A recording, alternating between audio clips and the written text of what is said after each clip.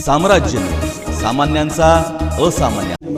जवळपास -40% पर्यंत गेलं होतं. आता खूप म्हणजे जवळपास आम्ही मार्चपासूनच आम्ही खूप टाईट केलं. त्या ठिकाणी शेतात हे केलं होतं तो पूर्णपणे बंद करून आता जवळपास -24%, 23.98% काहीतरी आहेत, पण -24% पर्यंत पोहोचलेले आहेत.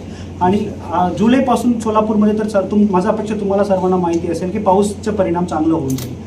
त्यामुळे आता मागच्या वर्षी अपेक्षा यावर्षीचे परिणाम खूप चांगल्या पद्धतीने आहेत. आणि सगळं म्हणजे फक्त उजनी डॅममध्ये नाही, मध्य प्रकल्पाच्या सुद्धा 1-2 ठिकाणी सोडून बाकी सगळ्या ठिकाणी पाणी सुरळीतपणे आहेत, कुठेही काही प्रॉब्लेम नाही आहे.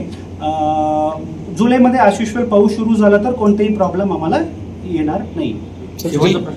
गोकुळ कारखाना दोन्ही कंपनीचे प्रतिनिधी आणि आमचे एअरपोर्ट मॅनेजर असो या टर्मिनल मॅनेजर असो त्यांच्या मीटिंग मी ॲक्च्युली पुढच्या आठवड्यामध्ये मी नियोजन केलं होतं. पण याच्यामध्ये नाईट लँडिंग करण्यासाठी नाईट लँडिंगचे करू आपण. या व्यतिरिक्त विजिबिलिटी कमी होऊन बद्दल झालेली आहे. तर दोन विषयाबद्दल त्यांच्या पद्धतीने कशा पद्धतीने आपल्याला विजिबिलिटी एक्स्ट्रा करून आता सुरळीतपणे फ्लाईट चालवता येईल. आणि नाईट लँडिंग खास करून नाईट लँडिंग करायचे जे काही नियोजन आहे ते मी पुढच्या आठवड्यामध्ये याच्यामध्ये दोन्ही मीटिंगला बोलवलं. 2 कंपनीचे प्रतिनिधी, टर्मिनल मॅनेजर आणि एअरपोर्ट मॅनेजर तिघांनाही बोलून मी तुम्हाला माहिती देतो. सर, आता IT पुढच्याबद्दल काल मी कॉर्पोरेशन कमिशनर आमचा ओंबासे सर आणि CP सर तिन्ही आम्ही सविस्तर मीटिंग घेतलं.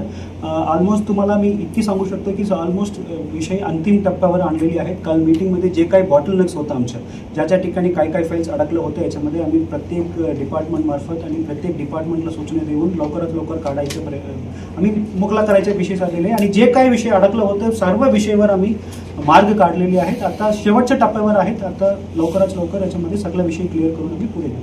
केंद्रासोबतची बैठकीचा विदेश आपण मध्यंतरी बोललो कोणाची त्यानंतर डिफेन्स आणि BSNL.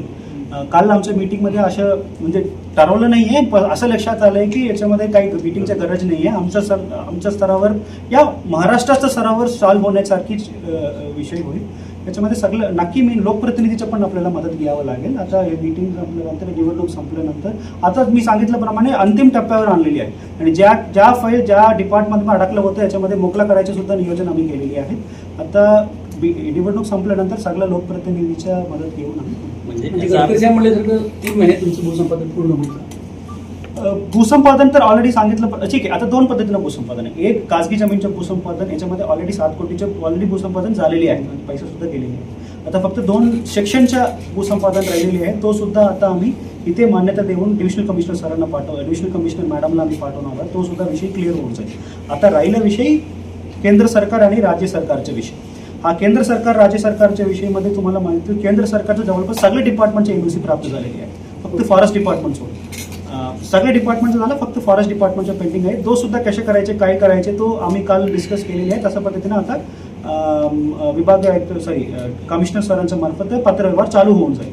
आणि आता सेंट्रल गव्हर्नमेंटचं तर काल आम्ही डिस्कस केल्याप्रमाणे बहुतेक आम्ही असं निदर्शनास आलं की पूर्ण विषय महाराष्ट्रामध्ये त्याच पद्धतीने आहे. त्यामुळे ऑलमोस्ट फायनल स्टेजवर हा विषय आहे.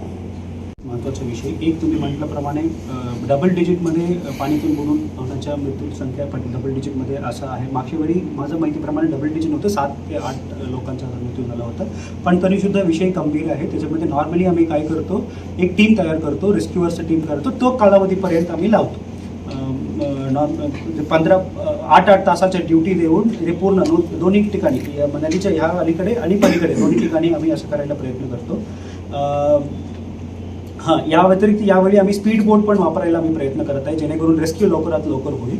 पण कायमस्वरूपी हा विषय मिटवायचं म्हटलं तर आपल्याला म्हणजे खाली बेट आहेत आणि प्रत्येक ठिकाणी उंची म्हणजे डेप्थ किती आहे तो आपल्याला करायचे.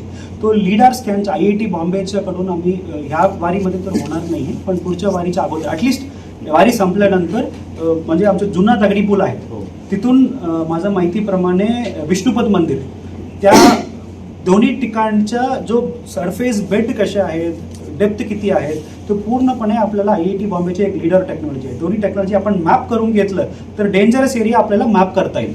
मॅप करता येईल. या आपण त्या ठिकाणी काहीतरी झेंडा लावून अलर्ट रेड कलर झेंडा लावून सांगू शकतो की इथून आपल्याला डेंजर होईल.